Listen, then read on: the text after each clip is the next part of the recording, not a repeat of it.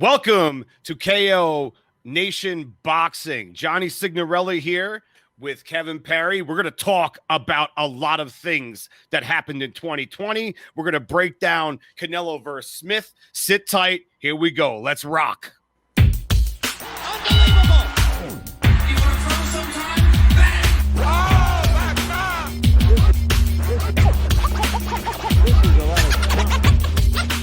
that's okay, Chip. 7 rounds to 2. What's good, Kev? How you doing, brother? I'm doing pretty good, man. Really excited to do a great show today and hopefully chat with some fans out there. Hopefully, some people heard about the show. It's kind of a little bit last minute, but definitely looking to talk about some great boxing. Great fight. Well, I don't know if you would call it a great fight, but great performance by Canelo Alvarez over Callum Smith for the Ring Magazine 168-pound championship. Pretty amazing accomplishment, amazing feat for Canelo. What are your thoughts on that, John? Well, things I take away from that fight, Kev, is that Canelo looked excellent against obviously a much taller opponent than himself. What I liked about Canelo was the jab, the body attack, and also the way he used great movement while fighting in the pocket. Let's talk about that real quick. Like, he stood in front of Smith the entire night and just had great movement, you know, with the hips and the legs and all that kind of stuff. He never enabled Smith to get in that fight, in my opinion. I pretty much had Canelo winning, Kev, every round. Yeah, I think what I saw from the judges' scorecards, there was the 119-109, I thought was the most correct score in that bout. I thought Canelo however he did just completely exceeded overall my expectations. Obviously, he was just doing pretty much whatever he wanted to do, which really surprised me. I thought Smith was going to give more of a valiant effort. I thought he was going to I wouldn't say it wasn't that he didn't come to fight. I think early in the fight, Canelo just kind of didn't have a whole lot of respect for what he was doing. I think Smith's power, I thought Smith was his mindset was, once I hit Canelo with a couple good shots, he's going to just kind of lay back a little bit. And Canelo just didn't do that. I mean, he kept coming forward. He was very determined to impose his will. And I thought he imposed his will almost immediately in the fight within the first couple rounds. Well, that comes down to a game plan. I thought Canelo had a tremendous game plan, and Smith really didn't have one. He was kind of just like, maybe I'll use my size, but he didn't really do that. He didn't get proper distance. He didn't shoot a jab. He didn't really give Canelo any reason to see any kind of opposing threat against himself, meaning Canelo. Like, there was no opposing threat towards Canelo from Smith. I do respect the fact that he got in a ring with such a great fighter that Canelo has become. It's easier said than done, and it's another thing to do it. And, you know, for Smith, he's shown in the past that he's a very capable fighter. You know, the World Boxing Super Series and all that great stuff that comes along with that. Is that the end of his road? I don't think so. I mean, he lost to what arguably is one of the best fighters on the planet right now in a lot of people's minds, in Canelo. And I got to say, man, Canelo showed a lot of versatility. And let's also recognize the fact that Canelo's went through a bunch of different weight classes over the years. And yes, there were some fights that were kind of close that he got the nod for. And Kev, we've documented this before. But this is a great win for him, and another notch underneath his belt, literally around his waist.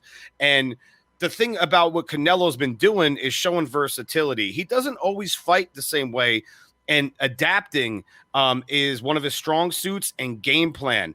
The people around Canelo are preparing him properly for these fights. Yeah, so that's really interesting you say that, John. We actually have a comment from Matthew Conrad. Oh my goodness. He puts the balls on the line. So therefore, we got to put some water on his balls. Is- We is got to that pull the- that song up. Is that a reference to Canelo putting his balls on the line, or I'm trying to really understand? I think Matthew means that Canelo puts his balls on the line. You know. Word. Yeah, I mean he did. I mean I kind of had a feeling before the fight that I knew Canelo was going to win in my mind. I just had I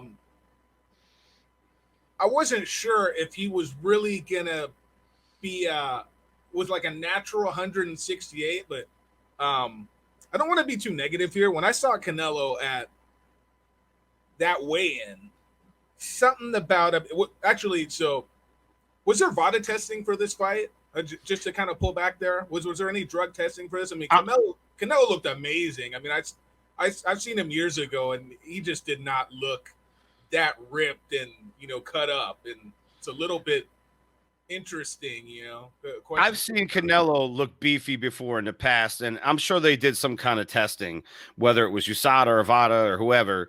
At the end of the day, he did look ripped, but he did look bulked up in the past, many times stocky. For certain fights, I think they're again very good in their camps, where I think they condition his body to fit the bill, if you will, of how he's going to fight somebody. In this case, I think short and stocky and aggressive was the best tactic for Canelo, because Canelo backed that man up the entire time. And a lot of people were like, oh man, that the size differential here is crazy. I'm like, yeah, but Canelo knows how to get on the inside, and he was very aggressive in this fight and cutting the ring off brilliantly. So I think they suit his body for the fight. Now, we all know about the clenbuterol. We all know about certain things with Canelo. That's kind of why I brought it up, because it wasn't a situation where he's been busted before, but mind you, I'm kind of of the opinion that I kind of did believe the thing with the clenbuterol, because there has been a history of Mexican athletes testing positive for clenbuterol, which is a steroid, I believe, that you get from eating tainted meat in Mexico. So, but at the same time, this is physique. I mean, compared to when he fought Mayweather, obviously that was years ago. He was much younger. He was fighting at a much lower weight, and actually was a catch weight. I think it was at 152 pounds. So obviously he wasn't going to look as muscled up and ripped. But I mean, his physique has dramatically changed in about the last 8 to 10 years. So I mean, obviously there's going to be some suspicion there. I definitely don't want to take away from his victory, obviously, because I mean, he looked tremendous. And it wasn't just the physique or the size or anything. It was what he was doing in there. I mean, he was what was very impressive was how he used his jab. He was able to close the gap and out jab the guy that you would expect that would have the better jab, the guy with the range who was tall. So it definitely was interesting to kind of see Canelo out jab a much bigger man. Well, that's very interesting. And I noticed that right from the first or second round. And we talked about his body and his physique. He went through multiple weight classes. When you go through multiple weight classes, your body's going to change drastically. For him to facilitate himself in the fashion that he has, I don't want to say he's, I'm going to have him innocent until he's proven guilty again, because we know he popped twice for that clenbuterol stuff. But I got to give him props. I mean, it's not easy to do. And then we're talking about weight classes. I mean, the next move for Canelo, I mean, he could fight at 168, 160, 175. There's opponents in all those weight categories. Me personally, at this point for Canelo, hey, man, go to 175. Take on Better Biev. Take on Bivol. Give me Joe Smith. Give me Ramirez. I mean, there's a lot of fighters, Gilberto Ramirez, that would be electrifying, but I think the most likely scenario is that we get him still at 168. Maybe a Charlo brother moves up for the payday and hangs in there. Maybe Andrade goes up there. If we're talking 160, Caleb Plant has an assignment against Caleb Truax coming up. Triple G's always looming. I'm not really too pumped for that if it happens. Like I'm sorry. At this time, I'm fan fatigued about it. David Benavidez at 160 would be a good fight. So, I mean, there are opponents for Canelo to face, and he's obviously going to be jumping around in weight. Yeah, I just kind of wanted to respond real quickly. We got Matthew Conrad. He's still in the chat. What's up, Matt? He says Godinez would have a field day here. I'm not sure what Alex. he's referring to. Yeah, I know who he's talking to. Okay. That's my guy, brother. I wish he was here. He could join anytime. I know he was saying he was busy tonight and he wanted to come through. So shout out to Alex and his people and all my people that are following this. We put out a link last minute impromptu show that we decided to do. So hopefully you guys catch it on the replay and join us in the future. Yeah, definitely. Thanks, Matthew, for joining the chat. So what's up, Matt? Yeah, out of all those guys you named, I would love to see Canelo fight Benavidez. I mean, that would just be excellent fight. But obviously, as you know, not going to happen not anytime soon. So I don't think so. I definitely see him fighting somebody like a Billy Joe Saunders, and I think Billy Joe Saunders is definitely a interesting style matchup because he's a southpaw and he's kind of tricky and kind of a 168-pound version of Erislandy Lara, but maybe without the athletic ability and the same type of movement, but definitely a style that probably will give him fits for a few rounds. So it should be definitely a interesting one to see. Well, it goes back to planning, preparation, game plan, conditioning. Canelo and his people are obviously studying their opponents and getting their body in a position to train, I feel, in the proper way for their opponent. You know, it depends on where they go. I think in all likeliness, if Caleb Plant gets past his assignment coming up soon against Caleb Truapt, I think that's a fight that we'll potentially see. And I like Caleb Plant. He's a very good boxer and he's got a great story. He's well deserving. It's a good fight for diehards. I believe if you follow the sport, you know who Caleb Plant is. I think he's a great guy.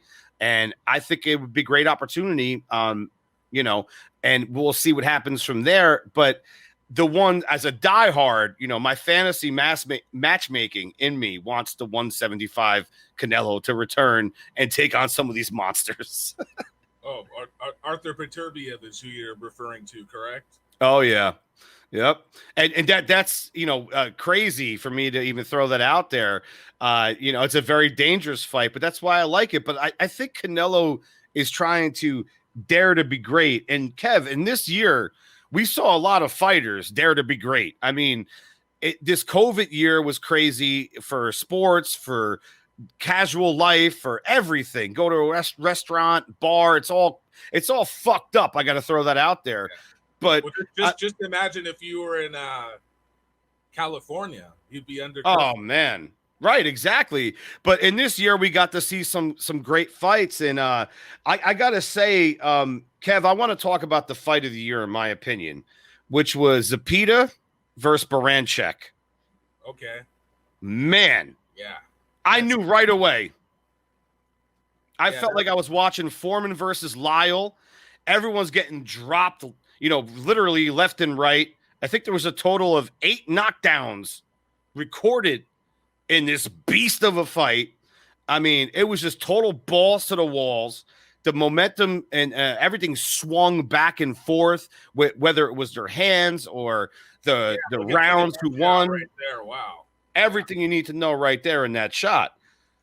And that was just one of the greatest fights I think I've ever seen in my entire life. And that's no exaggeration. It's not because I was thirsty for some good boxing. Yeah. Good boxing came to me and quenched my thirst. Like, that's what happened. Yeah. I remember, I was telling my wife, dude, I was like, you got to Emmanuel Stewart style. You got to look at this. You got to see, oh my God. I was screaming. My neighbors must have thought I was losing my mind because I knew what the hell I was looking at. I'm like, this is insane. Yeah. And just to say there, to cut you off there, not only was that fight of the year. That was my fight of the year. That was your fight of the year, and this was also my KO of the year. Let's check out the video. No knockout yet because these two guys have a heart. Oh! Big again! He bends the leg, and this fight is done! What a knockout from Jose Cepeda! That was great. Oh my goodness.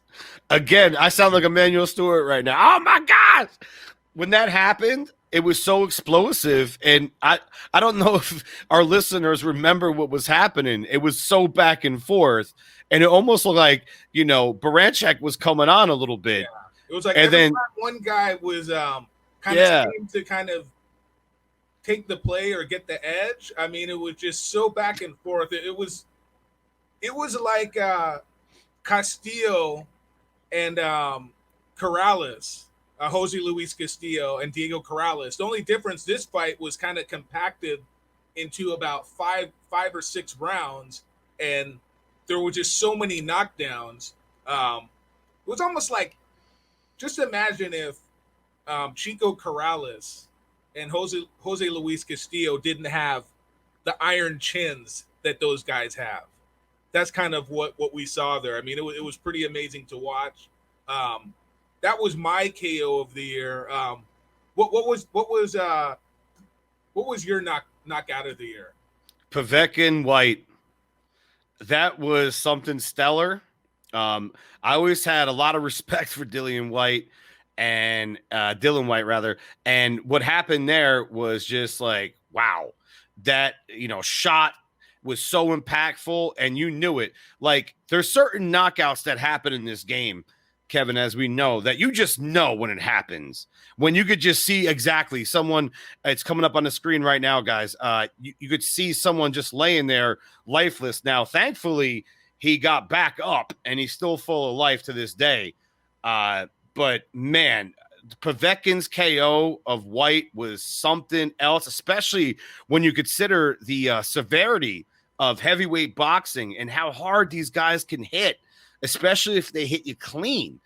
It doesn't get any dirtier in terms of like nastiness, in terms of knockouts than that. But it was a clean shot. It was amazing. It wasn't a bad fight either. Just for the fact that I think the round before, it almost looked like Povetkin was gone.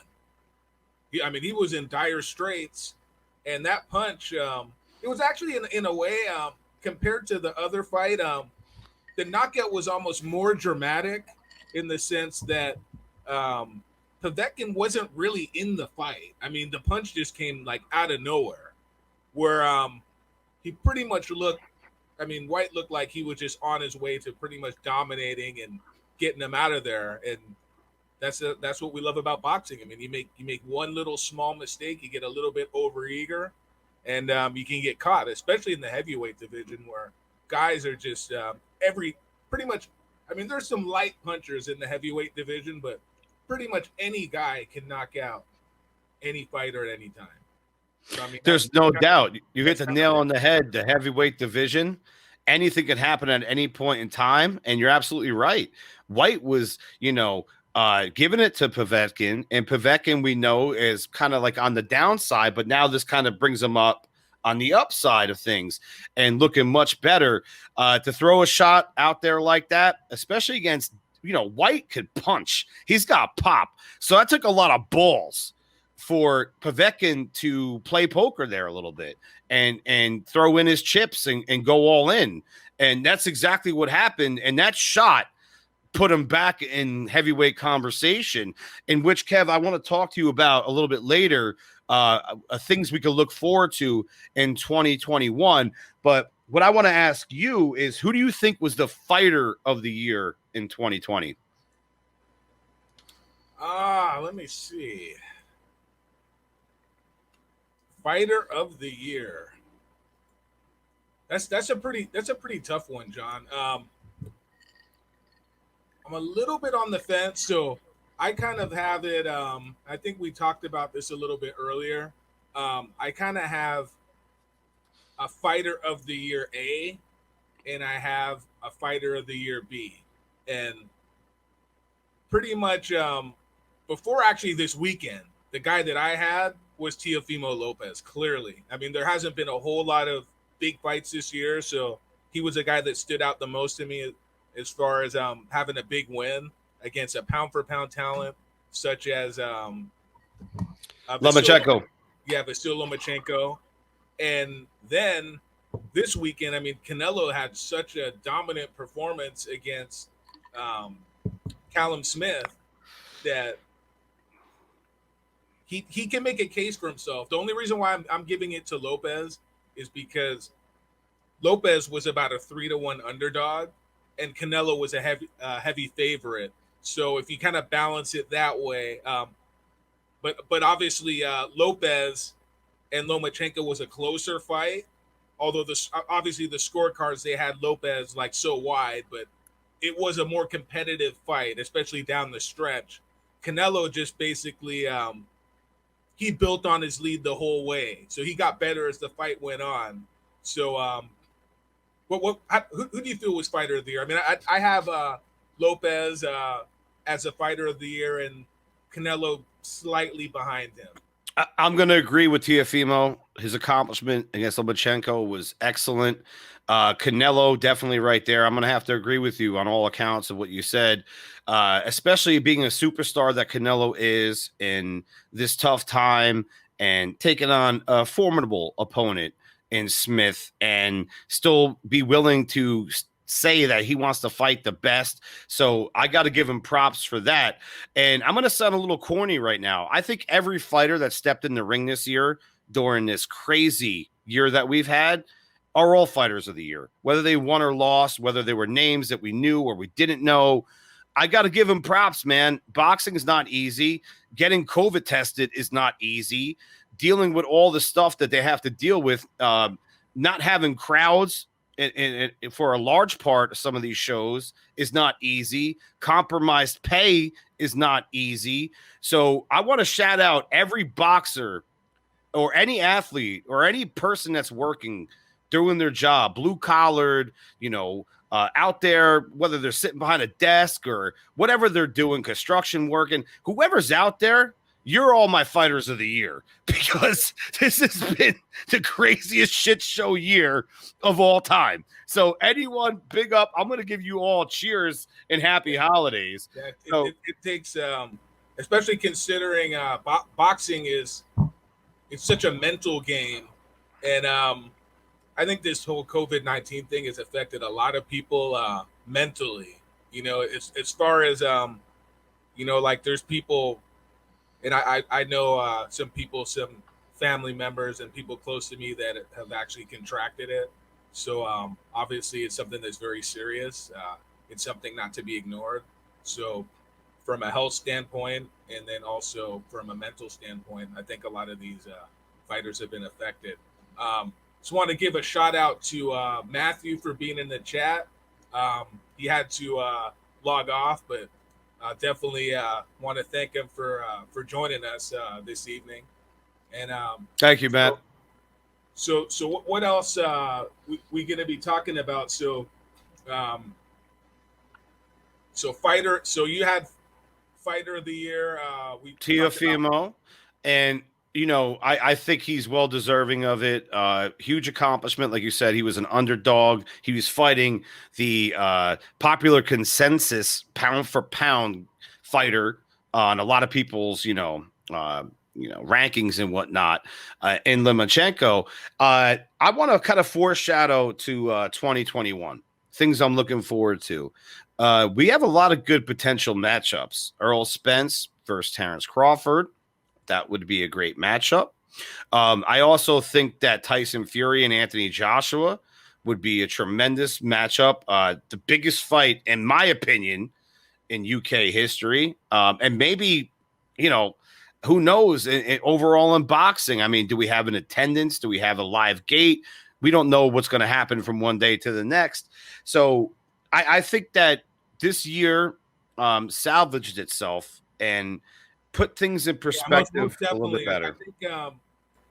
I think the end of 2020 ended pretty strong. I mean, we had some decent matchups. We had the Garcia and Errol Spence bout, which Obviously I wasn't going to pay like $80 for it, but it was still like it was great to see some fans in attendance, and I think that was a good thing about the Canelo and Smith fight. There were some fans there, so that was positive. I believe there was also fans at the Joshua Pulev fight. Was there? Yes, fans there in was. Yep. attendance? How many fans were at that fight? I think off the top of my head, I could be wrong. I think it was about 30 to 40% capacity. So, I mean, there was a good amount. It looked pretty full. You never know, Kev, because we live in Vegas, guys that are listening, and the bottom line is they say 25% capacity at some of these places. Bullshit. Like, you go to some places, it's crazy. There are people everywhere, so I think they probably allowed a little bit more than they let on to believe, but it looked great. It was aesthetically pleasing. It looked good for television. It was great to hear, the Sweet Caroline and the Brit fans, who I think are the greatest fans on the planet. They get so into their boxing and they're so passionate, and it really engages you. And for me, Kev, I'm going to be honest, like, my viewer experience watching boxing and sports in general in 2020, I didn't mind there not being a crowd, especially I've been in gyms, I've seen spars and whatnot. And I think it was kind of cool just to have it quiet. You hear the punches more, you hear the corner more. But when I saw the crowd come through and started listening to the cheers and chants, and I was like, okay, this is boxing. This is what is missing. And so we do need that enthusiasm. But I think overall the networks have been trying. I think everyone's been trying, sometimes good and sometimes not so good. The one I give the most props to is actually outside of boxing is Dana White for the UFC. He was actually guinea pigging this whole thing. He was the one that started to launch sports. He didn't give a shit. He was like, I'm going to run my shows. You're not going to stop me. I'm going to buy an island. I got people that are willing to work and fight. And everyone watched the whole sports world, whether you were an executive at marketing or a fighter yourself or a baseball player. Everyone had their eyes on the UFC, and they were successful with what they did. And once they had done that successfully, notice what happened. Other sports followed. So I give big ups and props to Major League Baseball, NBA, NHL, golf, everything out there, NFL, all that stuff. Somebody's got to take the lead, and then hopefully willingly people will follow, and he was that guy, and do the right thing at the same time. Obviously we don't want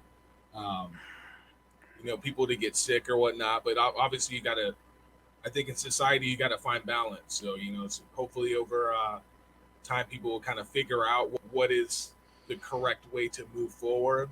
And see what's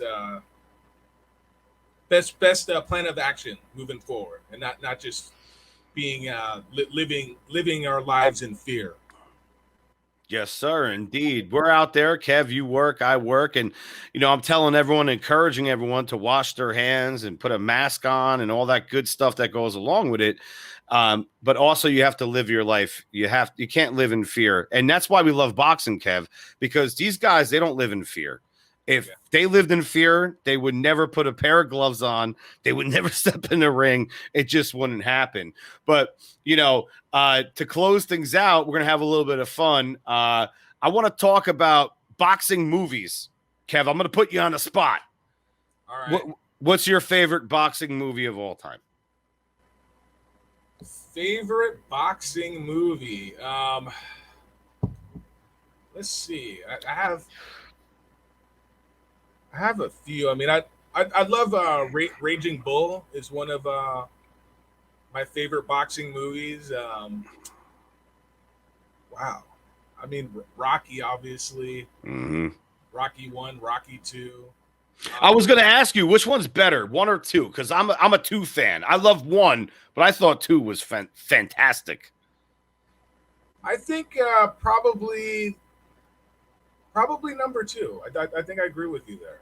I think 2, because 2 kind of started out with part of number 1, and it drew you into the whole story. So it really worked kind of how they did it. And to me, it's almost like the Godfather 1 and 2. A lot of people like the first Godfather better, but I kind of like part 2 better. I'm a 2 guy. When it comes to Godfather, I'm a 2 guy, man, all the way. Had the flashbacks and everything, so that was pretty great. Also, there's another movie called The Greatest, where Muhammad Ali basically plays himself. I mean, Great movie. That was a great film. It's just I think boxing, as far as The Fighter, was a pretty good film also. Excellent. About Mickey Ward. I have an honorable mention that's underrated. The Hurricane. That a lot of people. Yeah, that was great. Denzel Washington was fucking phenomenal in that movie. You kind of put me on the spot, John, because I haven't really been thinking about any boxing films. So but I'm just gonna name ones off the top of my head. There's the one about Vinny Pazienza called "Bleed for This" was a pretty good film. That wasn't bad at all. Yeah. Yeah, that was pretty good. And there's a couple movies that came out recently about Chuck Wepner. Okay. One I think called The Brawler, and I think Liv Schreiber plays Chuck Wepner. And there's another one I can't remember off the top of my head, but there's been some pretty significant boxing movies that have come out in the last few years. There's obviously $1 Million Baby that won all those Oscars. Oh, wow. Tough one. Yeah, that's definitely one to mention. Oof. Yeah. Going back to Hurricane real quick, Ruben Hurricane Carter, I had the honor and privilege to meet. And I was in a room at a benefit that I was actually working at. And, in Philadelphia, I think it was for Katrina at the time. And Bernard Hopkins was there, a lot of great notable boxers and Joe Frazier. I mean, come on. That's enough said right there. And I noticed Ruben. I noticed Carter. I'm like, oh my God, that's the Hurricane. So I went up to him. Nobody noticed this man. And he was so generous. I went up to him. I said, "You're Ruben Hurricane Carter, aren't you?" He's like, "Yes, sir." He's like, "Thank you for noticing." I'm like, "All I ask, brother, is can I please take a picture with you?" And he was so awesome and so nice. He's like, "Absolutely." What a gentleman, man. And that movie, like you mentioned, Schreiber, who was also in that movie, I think it was tremendous because it tells a great story. And the acting, the performances, oh my goodness.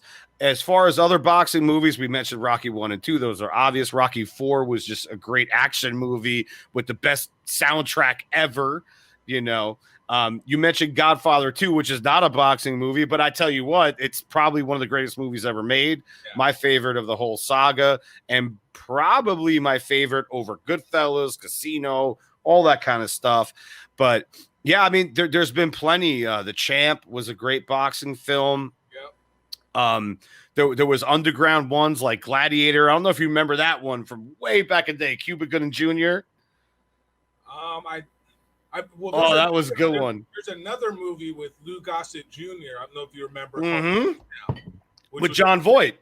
Yeah, John Voight. Yeah, yep. That was a pretty good, very like low-key obscure movie, but if you've never heard of it, that's definitely one for people to kind of check out. I believe that was in the 80s, correct? Yes, I think early 80s, yeah, if I'm not mistaken. Great movie, great recommendation there for sure. Cinderella Man is a great one for people that want to catch up over the holidays or during quarantine to watch some great boxing films. And I'm sure I've missed some. What's funny, John, is you talk about Cinderella Man. That's one that I have not seen. Holy shit! I've not seen Cinderella Man, so that's definitely one that I gotta check out. I know the story, but I haven't actually seen the movie. It's kind of like what's the movie? I'm gonna go off topic here just real quick. Go for it. Lord of the Rings and The Hobbit. I've read the books, never seen the movies. Cinderella Man is wonderfully directed and acted and just scripted. Everything about that movie. It might be one of the best boxing movies I've ever seen. Ali also is an honorable mention. Will Smith kicked ass in that movie. And one thing, like you mentioned The Fighter before, one thing I like about both those films, they're not Hollywood exaggerated when they do the fight choreography. We all know that I'm a big martial arts guy. I love watching like karate films and shit, and I'm always watching fight choreography in movies. Ali and that movie was so good, and the fighter was so good at depicting like the Foreman fight with the Ali, and then the Mickey Ward, when they closed him out in that film, like it holds up to almost how it really looked, and I really appreciated that. Yeah, I think on another show moving forward, hopefully we get some more people in the chat in the future. Maybe we can kind of discuss that further and see what the fans think is the best boxing movies out there. And I think it'll be educational also, because I'm sure there's a lot of movies that Oh wait, I got one. I haven't seen. Great White Hype. Oh yeah. I was about to bring that one up. That movie is hysterical. Yeah, it's hilarious. It's definitely like a good parody on everything. Yeah, it takes boxing and it holds up to this day. And I was watching it recently, and I've watched this movie a million times. And dude, first of all, Samuel L. Jackson as the would-be Don King, tremendous. Everything about that movie to me is gold. It's so funny, it's so sarcastic, but it's real. If you've ever been, Kev, you've been behind the scenes in boxing, as well as many people I know, and myself included. They pretty much got it. they nailed it. Yeah, they did, and it was to make a comedy about for parody's sake. I mean, it was pretty. They hit the nail on the head. They did. Another one. Now that I'm thinking about other ones. Play It to the Bone. That was a good one. I don't know if you ever saw that one before. It's really, really funny. Woody Harrelson is the lead, and Antonio Banderas as well. If you've never seen this one, it's a comedy. It's more of a dark comedy though. It's not as lighthearted as Great White Hype, but it's pretty damn good if you've never seen it. Well, Kev, we're gonna have a movie night. Yeah. Definitely got to. I definitely got to check a couple of those ones out that I have not seen, because for some reason boxing movies always have been like legendary in Hollywood. They've always made just for great theater, and just the stories of like the people that actually get involved in the sport of boxing, their backgrounds and everything. It's definitely something that people cannot ignore, like the humanity that is involved in boxers. It's definitely it's captured in such a magical way in a lot of films. I think that it definitely supersedes all of sport movies. Now, there have been great ones like Major League for baseball, Field of Dreams, all that kind of stuff, Any Given Sunday for the NFL, movies that go on and on, Best of the Best for karate and martial arts, all that. I think with boxing is what kind of captures people's imagination is boxing is not a team sport. And because it's an individual sport, it's the way that it's portrayed, and you can kind of get more into the individual characters than you would in a movie that's about football or a movie that's about basketball or whatnot. It's definitely kind of goes to the core of what human life is about and the struggles that we all have. And I think that's why they always do so well, and they definitely capture people's imagination. It's a metaphor for life, Kev. It really is. Everyone's always fighting, especially now. And it just really puts you in a position to where you could identify with the characters. Everyone could identify with Rocky Balboa. Maybe not everybody, but a lot of people can, that is fighting through life and trying to better themselves as a person, which I think we all should do. And Johnny over here now is getting all, sensitive and rah-rah and spiritual and all that. But I want to say this to everybody. Let's all keep fighting. Let's raise our glasses Okay. Continue to enjoy boxing and continue to enjoy safety and health. And, you know, I'm going to say something in Italian here, Gendan, which means 100 years of happiness to not only you and yours. Salud. Salute. We out of here, and we'll see you next time. Hopefully we see you in the chat. KO Nation Boxing. Thank you very much, everybody. Unbelievable.